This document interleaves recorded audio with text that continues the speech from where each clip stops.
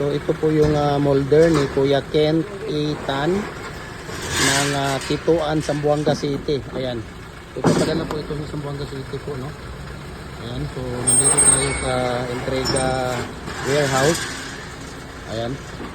So ito po ay ipapadala kay Sir Kent Tan, no? Ng Tituan, Zamboanga City. Ayan.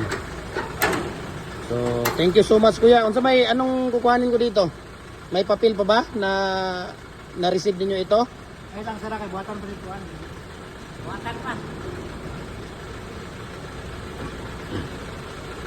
So, ano pala to kuya? Pass cargo.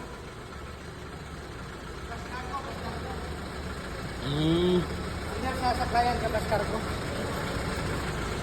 So, kung ako ang magpadala, kung ako ang pupunta dito tapos may papadala ako, okay lang ba? Hindi kayo. Permi ka na inanin sir. Nationwide, Luzon, Visayas, Mindanao ang pinapadala ko. Ano lang kay sir pa? Ano yun ako pa supervisor sir? Mangay na lang kog number. Sige. So maraming salamat po. Ito po ay para kay Sir Kent Tan ng Tituan, Zamboanga City po. Ito po ay order niya na pins molder. Pins concrete post molder na 4x4 by 8 feet. Ayan. So kinukuha na nga po at ito ay dadalhin sa Zamboanga City, no? Ayan. So